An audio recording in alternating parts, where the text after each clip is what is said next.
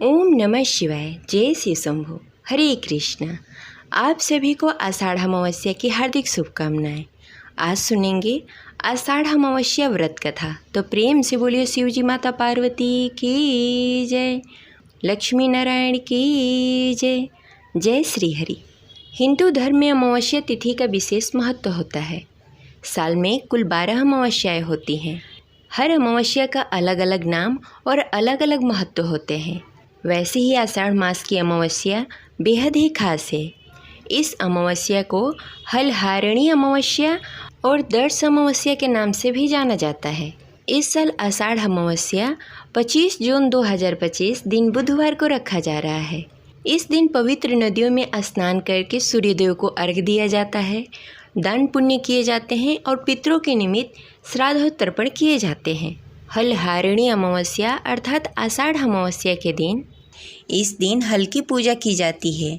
किसानों के लिए यह अमावस्या बहुत ही महत्वपूर्ण होती है।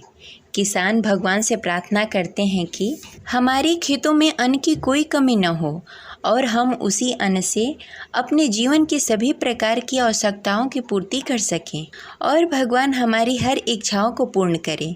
इस प्रकार यह अमावस्या किसान के लिए बड़ा ही महत्वपूर्ण होता है। अमावस्या के दिन गंगा स्नान और दान पुण्य करने के भी बड़ा महत्व है। अगर आप गंगा नदी में जाकर स्नान नहीं कर सकते हैं तो आप अपने घर के जल में गंगा जल मिलाकर स्नान अवश्य करें और उस दिन सूर्य देव को अर्घ्य अवश्य दें, क्योंकि सूर्य देव हमारे धरती पर प्रत्यक्ष देवता हैं। इसलिए सूर्य देव को अर्घ्य अवश्य दें। अमावस्या तिथि पर कई लोग अपने पितरों को प्रसन्न करने के लिए श्राद्ध करते हैं, पितृ तर्पण करते हैं। इस दिन पितृ तर्पण, नदी स्नान, दान पुण्य आदि करना ज़्यादा फलदायी माना जाता है। इतना ही नहीं, यह तिथि पितृदोष मुक्ति निवारण के लिए भी बहुत सहायक मानी गई है। अतः पितृ कर्म के लिए यह तिथि बेहद ही शुभ मानी जाती है। आषाढ़ अमावस्या के दिन दान पुण्य का कार्य जरूर करना चाहिए। ऐसा करने से इस दान पुण्य का लाख गुना फल मिलता है। ये रही आषाढ़ अमावस्या की जानकारी। अब चलिए सुनते हैं आषाढ़ अमावस्या व्रत कथा। तो प्रेम से बोलिए लक्ष्मी नारायण की जय। जय शिव शंभु। आषाढ़ अमावस्या व्रत कथा के अनुसार एक समय की बात है, एक ब्राह्मण अपनी पत्नी के साथ रहता था। वो दोनों ही भगवान विष्णु के बहुत बड़े भक्त थे। दोनों प्रतिदिन अपना ज़्यादातर समय भगवान के ध्यान और पूजा पाठ में बिताते थे। ब्राह्मण का घर धन्य धान्य से भरा हुआ था, किंतु संतान न होने के कारण यह दंपति अत्यंत दुखी रहा करती थी। एक दिन ब्राह्मण ने अपनी पत्नी से कहा कि मैं तपस्या करने के लिए वन में जा रहा हूँ। इसके बाद वह भगवान का भरोसा और संतान की कामना लेकर वन में तपस्या करने के लिए चला गया। ब्राह्मण को कठोर तपस्या करते हुए कई वर्ष बीत गए, लेकिन उसे फल की प्राप्ति नहीं हुई। अंत में हार मानकर ब्राह्मण ने अपने जीवन को समाप्त करने का निर्णय लिया। अपने जीवन को समाप्त करने के बारे में सोचकर उसने पेड़ की डाली पर फांसी का फंदा डाल दिया और अपने गले पर बांधने लगा। तभी वहाँ पर सुख अमावस्या प्रकट होकर बोली, हे ब्राह्मण, तुम्हारे भाग्य में 7 जन्मों तक संतान सुख नहीं लिखा है, किंतु मैं तुम्हें 2 कन्या का वरदान देती हूँ।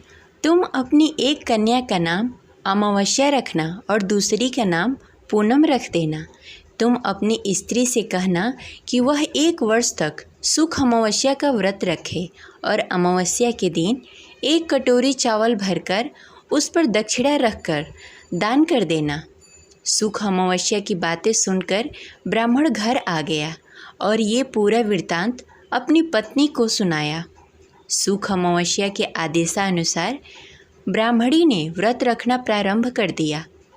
कुछ दिनों के बाद ब्राह्मण के घर में 2 कन्याओं का जन्म हुआ, जिनमें एक कन्या का नाम अमावस्या और दूसरी कन्या का नाम पूनम रखा गया।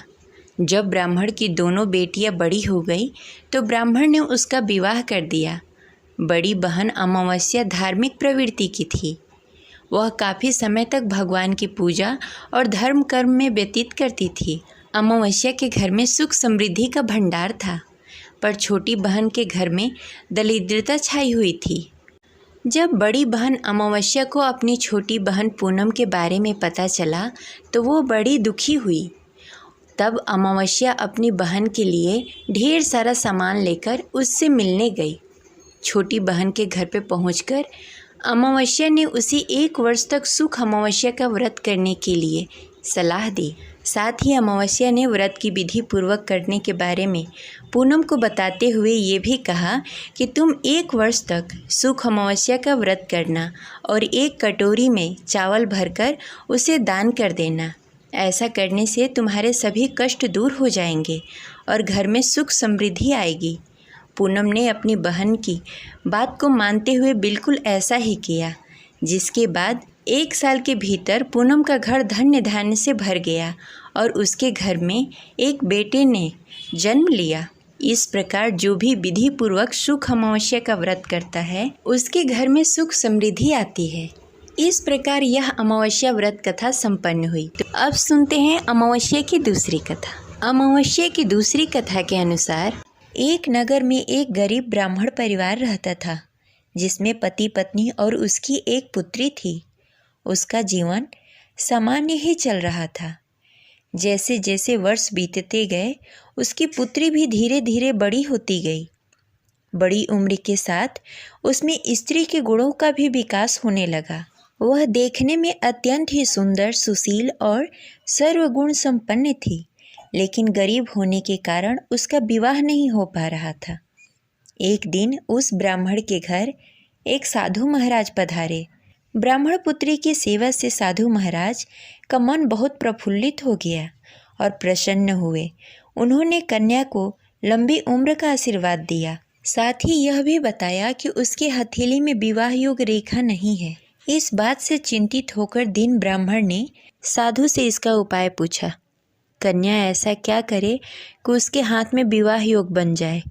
साधु महाराज ने कुछ देर विचार करने के पश्चात अपनी अंतर्दृष्टि से ध्यान कर बताया कि कुछ ही दूरी पर एक गांव में सोना नाम की एक धोबिन महिला रहती है।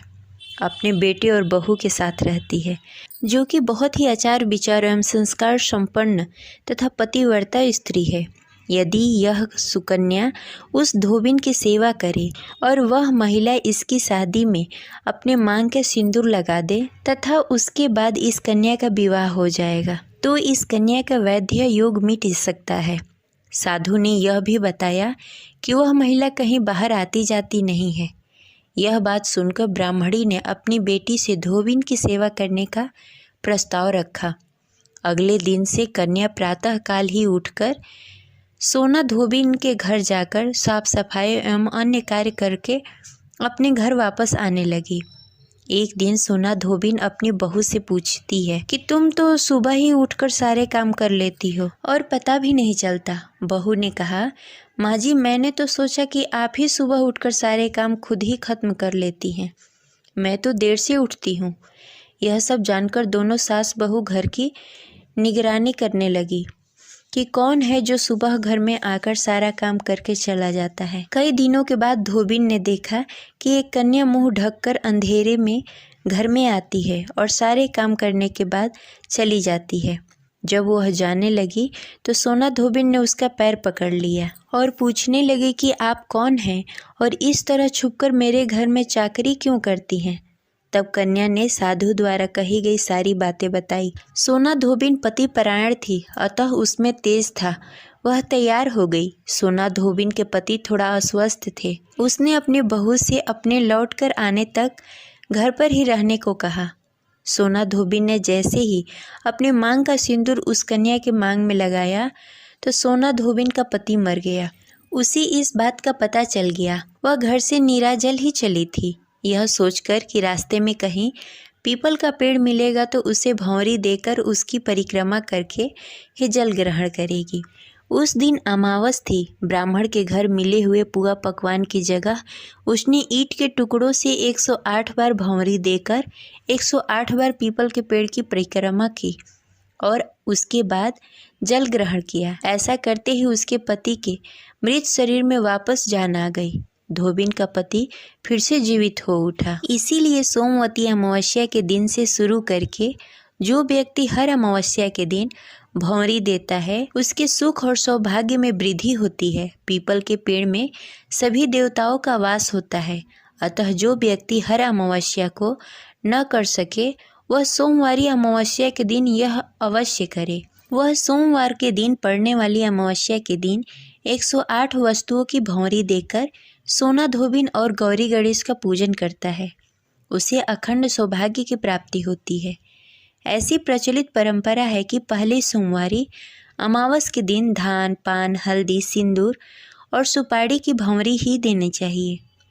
उसके बाद ही सोमवती अमावस्या को अपने सामर्थ्य के हिसाब से फल, मिठाई, सुहाग का सामान, खाने की सामग्री इत्यादि भौंरी देनी चाहिए और फिर भौंरी पर चढ़ाया गया सामान किसी सुपात्र ब्राह्मण, ननद या भांजे को दिया जा सकता है। इस प्रकार सोमवती अमावस्या की यह कथा संपन्न हुई। तो प्रेम से बोलिए गौरी पुत्र गणेश की जय।